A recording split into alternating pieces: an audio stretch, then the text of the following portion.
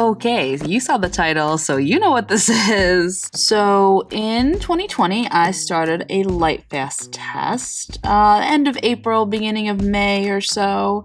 And then I gave you a 3-month update in August, and it is now January 2021, or a 8-month update. I was gonna hit it on 6 months, but I sort of missed that deadline. I was kind of on hiatus from YouTube, an unexpected hiatus from YouTube. Anyway, no one cares. Let's move on to this. Is the sheet that's been still sitting in the dashboard of my car for all these months. I did get a comment on my last video that I did want to address. Someone commented that the windshield of my car has a UV filter, if you will, more so than normal windows in a house would have. So it's not a true Lightfast test. But I've got 2 things for that. First, I don't actually have a window in my house that gets a substantial amount of light during the day, more than maybe like an hour at a time. So it's really not, I don't really have anywhere to put this that would be worthwhile, that would really be a good Lightfast test that would get, maybe 6 hours of sunlight in a day, or whatever. But being in my car, again, I park outside and I don't park under like a tree or anything. I don't park in shade. That's really the most sunlight exposure I can get for this. And secondly, because it's so much sun for so long every day, like it pretty much, my car gets sun pretty much all day every day. All the sun you can possibly get in a day, my car gets. I feel like that maybe sort of balances it out, because honestly, you're not going to have your gouache sitting in the sun all day, every day. It's unlikely. So I'm hoping that the amount of sun it's getting versus that like sort of UV protection the windshield of my car has maybe cancels out a little bit. Let me know down in the comments if you think that that's not right. But this is really the best that I can do. This, again, has been sitting in my car window now for about 8 months or so. And you can see it's pretty warped. And I have not looked at it against my control, so let me go grab my control piece. This is the control piece for the HIMI MIYA gouache, and now we are going to compare. Ooh, now off the bat, before I remember there were only a couple that were particularly different. But now I can definitely... Alright, so we'll start at the top. Let me zoom in so you can see what I can see. All right, starting with Midlam Yellow. It has started to take on that sort of transparent quality that I remember mentioning the last time. Actually, most of these has started to take on that transparent quality. So the best way to describe it is that the protected control page has a much smoother texture. But now, the one that's been sitting in my car, let me get a little closer. I don't know if my camera will focus that close, but we'll see what I can do. You can see the texture of the paper through the paint much easier. The bumps. The bumps are more visible. Can we see that? I don't know if you can see that. But you can definitely see the bumpy texture of the cold press watercolor paper much easier through the paint than you can. You almost can't see it with the protected gouache, protected if you will. But it's much more apparent through. So the paint has become more, I guess, transparent is the best way that I can describe it. It's very interesting. The same thing has happened to the Ponceau. I don't know how to say that one. It's much more smooth here, and here it's much more uneven, much more streaky.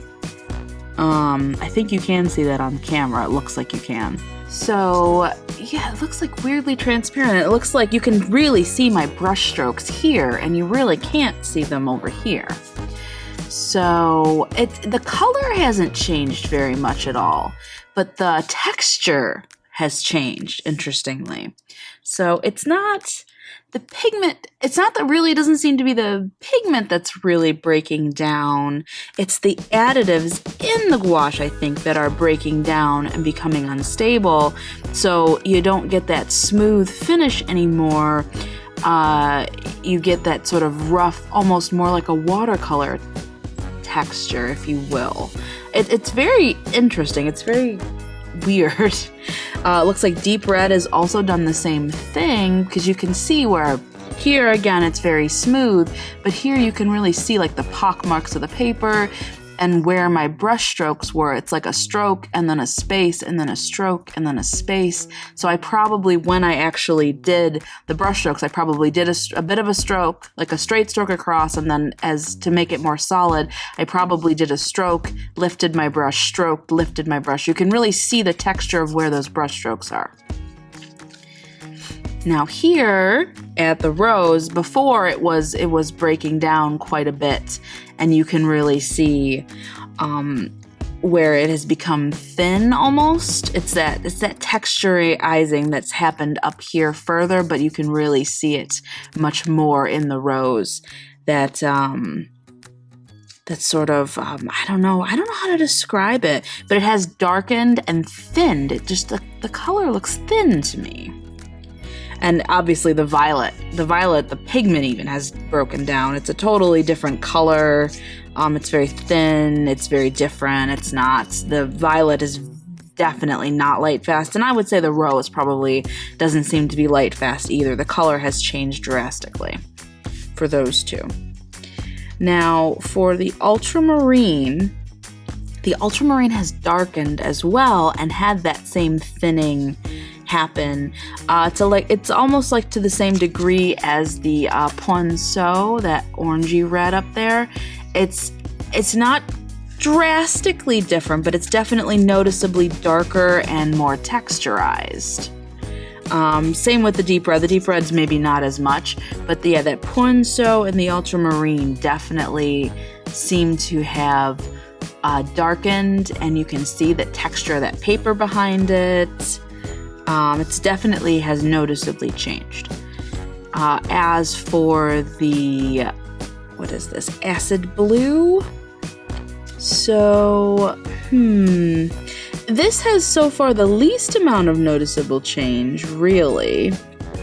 A little bit if you look carefully, but really this one seems to be okay. The acid blue doesn't seem to have changed much. Neither has the jade. I remember these colors being more light fast last time as well when I checked in after the 3 months. So 8 months later, the acid blue still's pretty good. It's definitely darkened a little bit, just slightly darkened, and you can see that paper texture behind it. Same with the jade. Actually the pale green doesn't seem to have done it much, but the acid blue and jade, very, very faintly you can see the texture of the paper more so than originally. And they are just very, very slightly darker. And then the same with the grass green as well. You can see more of that bumpy cold press texture behind it, but it really has, and it has darkened a little bit, but it hasn't darkened much. So far of all of them, it seems like the pale green has changed the least. So far, it seems like the most light fast of all of them so far, interestingly. I'm not really sure why that is, because like I say, it's more like, rather than the pigments breaking down, it's more like the additives in the gouache have broken down, which is why they've become more transparent. Anyway, moving on down to ochre. It has also darkened quite a bit. And I actually think that the amount of texture that you can detect behind the paint hasn't really changed. Or this is the other thing that might be. It might be breaking down over time because this was kept in a drawer, totally in the dark, face down, in a drawer. There's no way any light has gotten to it at all.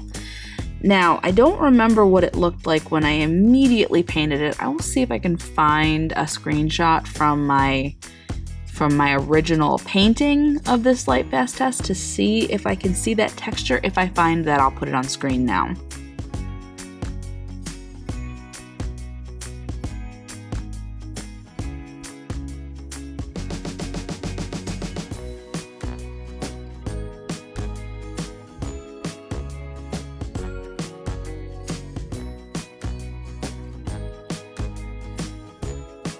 But this, you can definitely see the texture of the watercolor paper underneath it just as much as you can in the side that was left in the light. Again, it definitely has darkened a little bit. You can definitely see the difference. It has darkened in 8 months, but it's not really different texture-wise like the other ones seem to have been. Earth Yellow is also a bit darker, and this one is noticeably more transparent. So Ochre, the transparency doesn't really seem to have changed much in the 8 months of sun exposure, but Earth Yellow, it definitely, you can see that texture, watercolor paper texture through it more. It's very apparent in real life. I'm not sure how well the camera's picking it up, but I'm zoomed in pretty far, so. And then we have Umber. Umber, again, has darkened a little bit, not as noticeably necessarily, but you can definitely see that texture through it. Again, I'm really noticing that texture now. I hadn't noticed it as much in my last check-in, but now after 8 months, it is very noticeable, like much more so than it was. It's still fine. The colors don't seem to be particularly affected, except that they've darkened a little bit. It's just that texture coming through, which is interesting. I didn't expect that to be an issue. I didn't expect that to be what I noticed the most during this Lightfast test, but it seems to be the case. Moving on to black.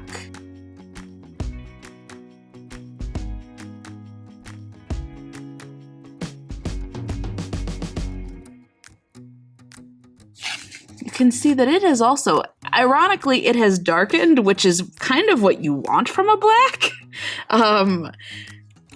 In the original, it's almost like has this sort of gray, almost like a Payne's gray sort of color, as opposed to a real, true, deep black. And it's actually a bit darker after it's been exposed to the light. And then for Prussian blue, it's very interesting that Prussian blue hasn't changed much at all, because actually normally the Prussian blue pigment, though it is usually considered Lightfast, it's weird because normally Prussian blue actually changes a lot in sunlight, but then if you put it back in the dark and cover it up, it comes back to the original pigment color, which is why it's considered Lightfast. But interestingly enough, somehow maybe the additives have protected the Prussian blue pigment or something.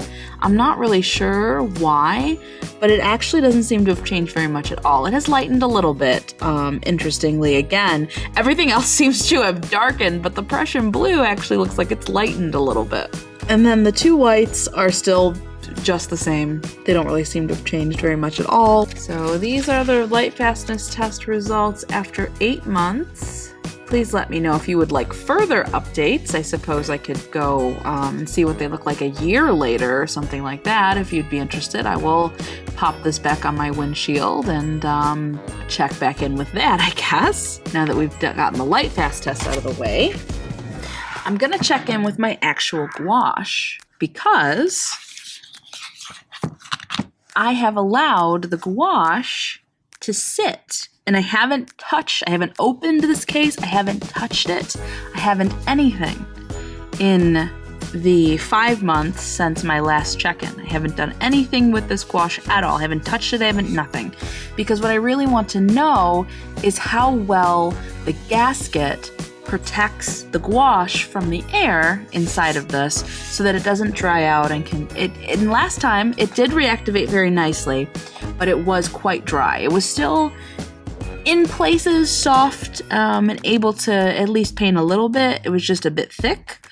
So I'm wondering how after 3 months, that's how it was. I'm wondering how after 8 months, 5 months of which it hasn't been touched, I'm wondering what it'll be like. So we're going to open this up, take a look at rehydrating the cups.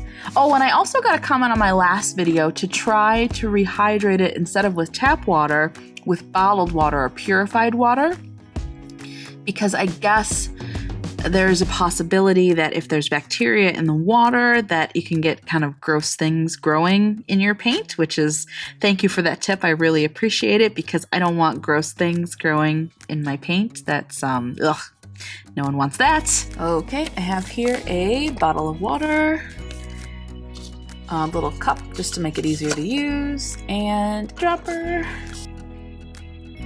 Ooh, okay. Ooh, these are looking a little rough. Ooh, okay, that one's still wet. Let me turn it this way so it's in the right order compared to my color chart. So, let me grab some popsicle sticks because I feel like that's the only way we're gonna rehydrate most of these, if they'll even rehydrate, I don't know. Let me get my bottle of water.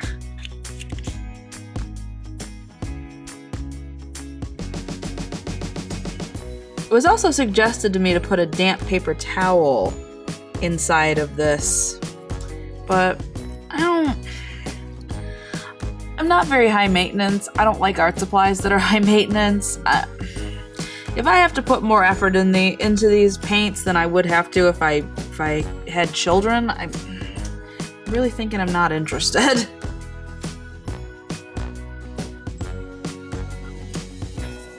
Interestingly, as I've been mixing these, I've noticed something. It looks like all the ones that are in the corners, so the Midlam Yellow, the Umber, Ultramarine, and this Titanium White, all are extremely dried out and cracked. The Burnt Umber is a little bit as well, but I've noticed the ones, and also the Acid Blue, but I've noticed the ones in the corners are like the worst off, or they seem to be so far. And I wonder if the gasket around the edges is the weakest in the corners, so it's letting the most air in, which is why these colors are becoming the most disrupted, because the corner ones are just awful. They've taken I'm mixing up the Ultramarine right now, and they've taken 2 dropperfuls, this one and the Midlam Yellow. I've taken up 2 dropperfuls and they're still not even like a paste. I'm trying to kind of let them sit and absorb some water for a little while. See if I can get some life back into them. So far, the middle colors in the row seem to be doing just fine. They mixed right back up, rehydrated, and it was fine. But this Midlam Yellow and Cobalt, I don't know, y'all. It's looking a little iffy.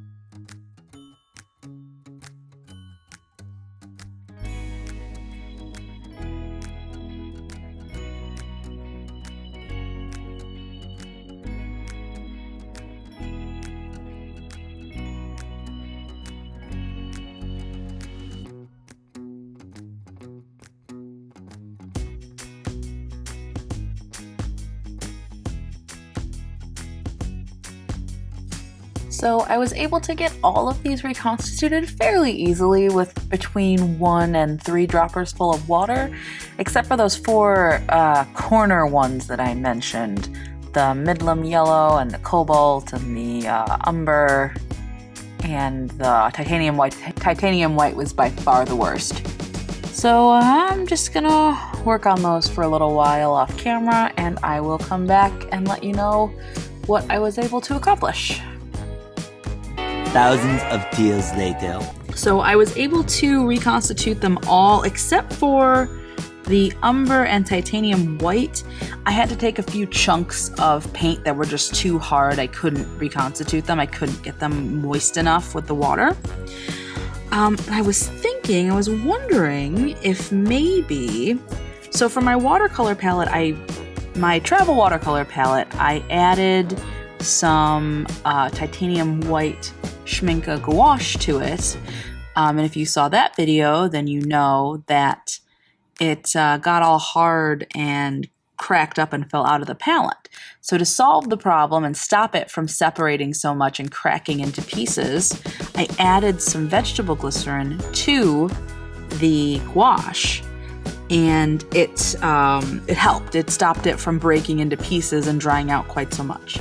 So I'm kind of almost thinking that maybe I will add some vegetable glycerin and see if they dry out so badly in the future. Anyway, I will be back in for you just a few seconds, and possibly with some vegetable glycerin. We'll see.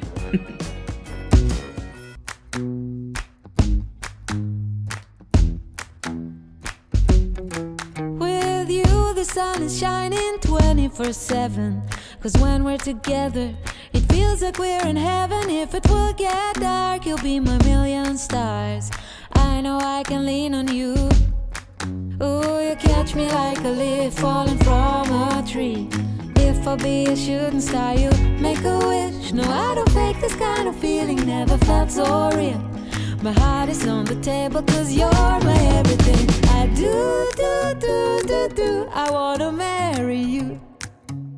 'Cause when you're around, I know it's true. The way you make me feel is so good, baby. So good, so good. Every single day we spend apart, I wanna be with you. Baby, take my hand, hold it tight just like you do. Feels so good, so good. When I wake up in the morning and I see your face, I'm becoming blind by your dazzling grace. What a beautiful feeling to be close to you. There's nothing else I wanna do. Ooh, and from the fields of flowers you chose to pick me. You're spreading sugar on my misery, and I don't fake this kind of feeling, never felt so real. My heart is on the table 'cause you're my everything. I do, I wanna marry you. 'Cause when you're around, I know it's true. The way you make me feel is so good, baby. So good, so good. Every single day we spend apart, I wanna be with you. Baby, take my hand, hold it tight just like you do. Feels so good, so good.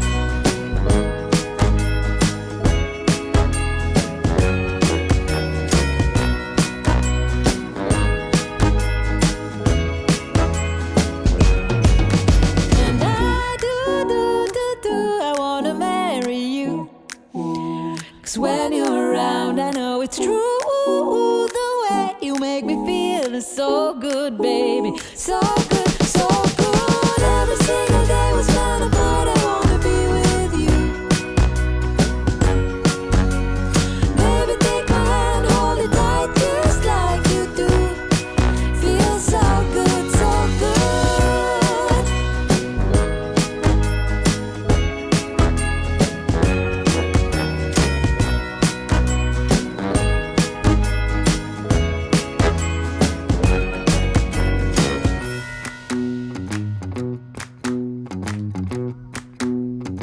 Everything was going great while I was painting this picture of the Eiffel Tower. Until about this point, when I had finished the greenery and foliage, or at least the first layer of it, and I tried to get some pink paint out of the jelly cup, and it was completely crusty and rubbery, and I had to take a break and rejuvenate. After I checked, I had to rejuvenate all of the colors before I could continue painting. It was the craziest thing.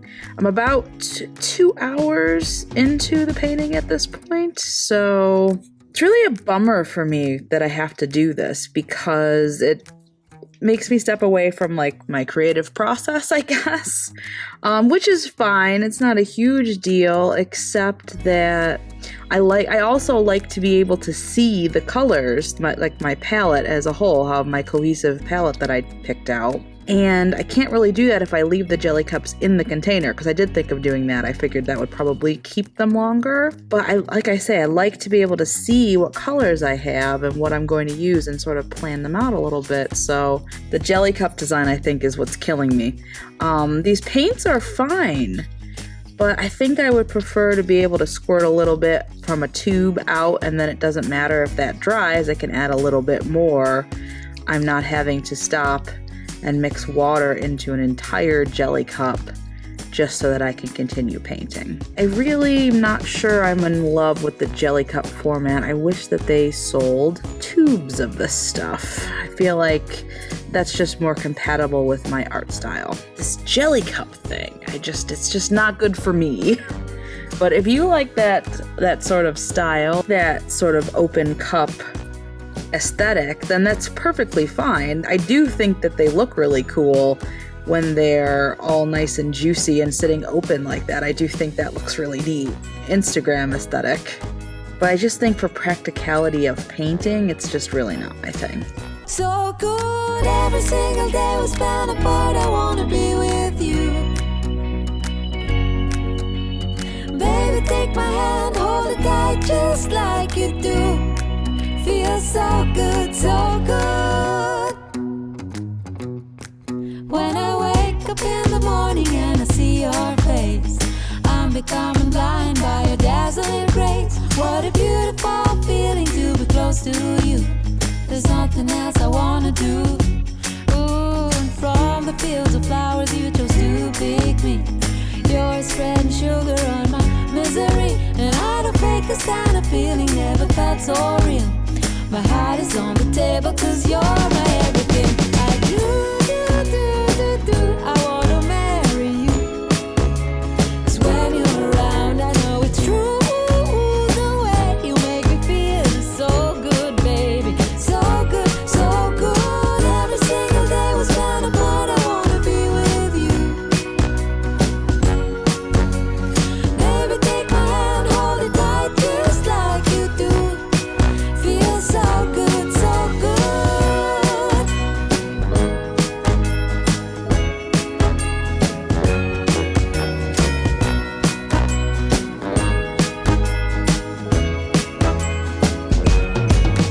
And I do, I wanna marry you. 'Cause when you're around, I know it's true. The way you make me feel is so good, baby. So good, so good. Every single day we spend apart, I wanna be with you. Baby, take my hand, hold it tight just like you do. Feels so good, so good.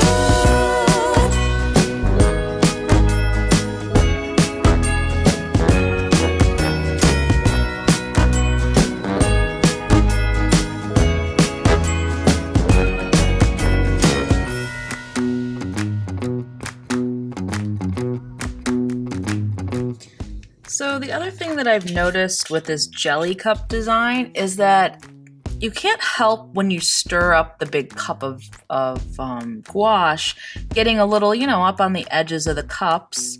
And then when you put, I can't turn it over because it's wet, but when you put the palette on top, that paint gets on the back of the palette. And then the paint, if you take the palette off and put it back on again, that paint tends to get sort of contaminates nearby pots of paint. Like the earth yellow has some ultramarine in it, you can see here. The grass greens definitely had some rose in it. If the palette gets turned around, like I put it back in the opposite direction of how I normally put it on, which I have done before just because I don't really pay that much attention to how the palette goes in. It doesn't really matter. But I've definitely gotten some black into the deep red, and there's dark colors in my yellow, don't know if you can see, that's not an air pocket, that's a black spot. But so it just lends itself to being really messy and a lot of contamination, which is unfortunate because then that kind of contaminates the colors and then they're not really so pure anymore. But anyway, also it gets on the inside of the lid. If you see here, it like kind of pushes up onto the lid sometimes, and it's just messy. It's just messy, and they dry out quickly. I mean, like I said in the video during the speed paint, after a couple hours of being uncovered, I had to go back and re-wet the paints that I was using because they were getting so dry I couldn't use them. So it's just personal preference. I don't like the jelly cup design for those reasons. Just not very compatible with how I like to paint. But again, it's all personal preference. It's just what I like versus what I don't like. So, but yeah, anyway, I guess please like if you like HIMI MIYA gouache videos. This is my third one. I'm planning at least one more, a fourth one, to see how they do after about a year or so, both with the re-wetting process and how the Lightfastness test is going. And if you're interested to stick around and see if the glycerin in the titanium white, this one right here, how that does. And I guess until my next video, I will talk to all of you soon. Bye! So good, every single day we spend apart, I wanna be with you. Baby, take my hand, hold it tight just like you do. Feels so good, so good. 'Cause when you're around, I know it's true.